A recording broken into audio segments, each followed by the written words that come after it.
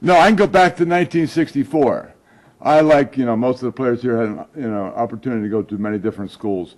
And it really came down to Notre Dame and Michigan State. And back then, it was totally different than it is now. Because you hear, these kids getting a pair of shoes, plays for Florida State, they get a year's suspension. It's these little things.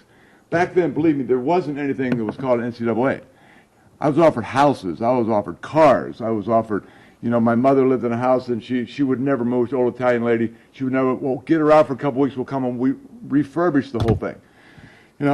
And, it just didn't sound right at the time. I don't know why, because I was a 17-year-old kid. And then my high school coach, Ara Parseghian from Butler, Pennsylvania, said he got a call that Ara Parseghian is going to be in Pittsburgh. John Ray recruited Western Pennsylvania at the time, big defensive hotel in the luncheon room there. And I can remember to this day looking at that menu, because as most of us, we all grew up with dysfunctional families. I think we probably cut this room at least in half and get that, whether you're a football player or not.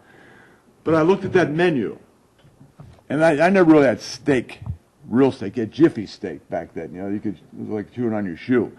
I remember looking at that steak sandwich on that menu. It was $3.75.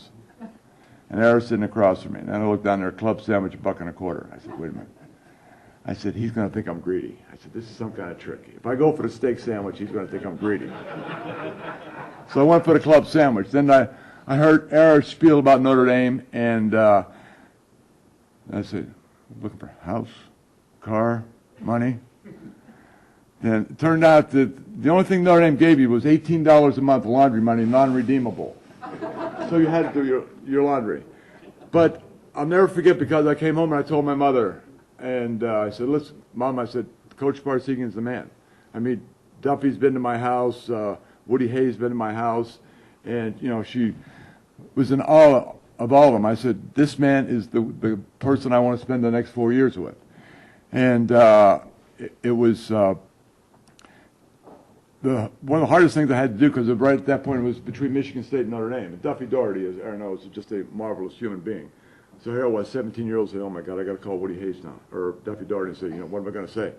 He went on for the next 20 minutes and told me what a great decision I made, of what a great coach Ara was, what a great institution Notre Dame was. And, to this day, I still love the man for saying that, but I made the right decision. And one thing you learn quickly in Notre Dame is that we only really carry the torch for a while. We're there for 4 years. None of us is bigger than that school. I got it from Hewitt. I gave it to Heisman. Heisman gave it to Clements, and down the line, and many people that preceded us. And I can remember after, winning the starting job, and the first game of the season against Purdue, nationally televised, and Bob Greasy, and the only real questions we had on that team, I mean, that was a marvelous team. It was a great team to play quarterback for, believe me, because we had a great defense, all seniors. We had a great offensive line. We had great special teams, everything. And the only two questions were Seymour and myself, two sophomores that had never played in a game, never played in this big of a game. Here we are on national television.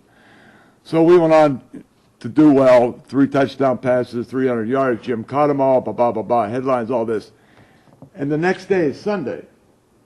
So we meet after dinner, and we go through the films. Man, I just walking through there.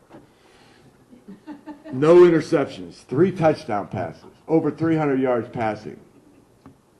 What can he say? I sat down, and for the next hour and a half, I was just chewed out. Footwork, not carrying out my fakes, everything up and down the line. I walked out of there thinking I threw 4 interceptions, completed no passes. But then it dawns on you, here's 2 young guys that could possibly be a demise of this team getting too big ahead.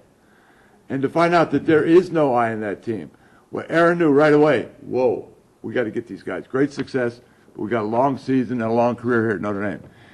And I think, that just that one moment, that berating that he gave me was so necessary, and it was so good for my upbringing, and it was so good for the team we had. But, it never, we used to have this intricate, can we let it out now? What is that now? The system of calling the plays. Sure, what's the big deal? we had such a system you couldn't believe, devised by Ara and Tom Pagna, where it was the card, whether it was in the right hand, left hand. Ara would put it down, the quarterbacks would look through the huddle, and we get to sign whether it's up here, whether it's over here, whether it's across here. I mean, believe me, there was, how many? Over 100 different variations of it. Yeah.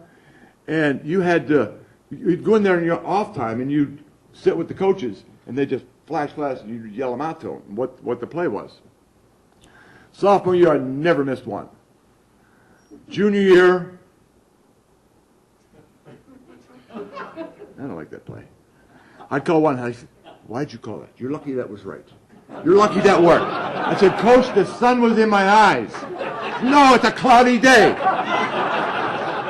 The senior year, they ended up calling the whole game at Michigan State from the line of scrimmage. Remember that?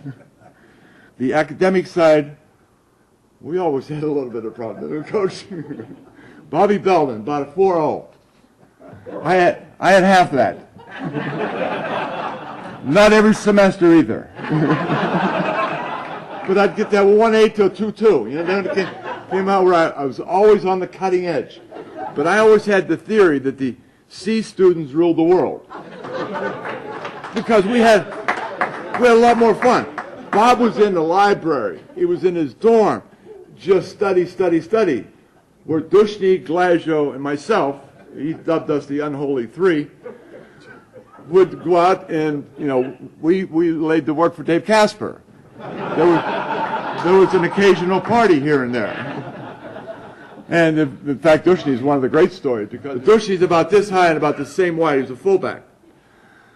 So Ara used to come to practice every day. And Dushni was prone for some mental errors. So he said, God damn it, Dushni, get up here. So he'd come over, grab your ankles, and he'd kick him in the ass, right? Boom. He'd get back, and he got to really like this. It felt like, you know, he felt loved. Ara was kicking him in the ass every day for screwing up. One day we're all out there warming up, throwing the ball around, and said, Dushni, get over here. We haven't even started practice. Bend down. Grabs his ankles. He said, I know damn well you're going to screw up today. Boom! Kicks him in the ass.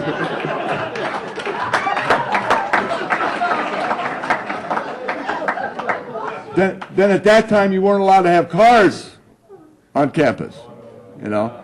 Here I was. Cover of Time magazine. We all have over here, right? All these things. And I'm driving a $200 Studebaker. Bubba Smith's up at Michigan State with a Cadillac. That's not fair to begin with. He wouldn't even let me have the Studebaker. He called me in his office. He loved calling me in the office. I think he just liked being around me. With that, like Dave said, with that cocked head. I know you got a car. I heard you got a car. Where is it? I can't lie to my coach. There's the coach who parked it over here. I got to park it on a hill because the damn thing won't start unless you pop the clutch, right? You ever try to find a hill in South Bend? No. Flat. So I'd get Dushni to push me. Another Polish move.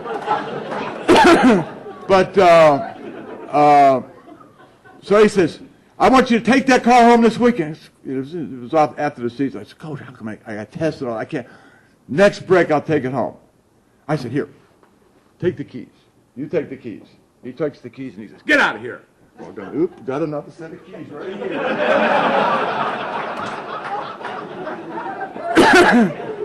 But you had to push, you know, nothing was malicious. It was just all good, clean fun. We had to push the authority a little bit.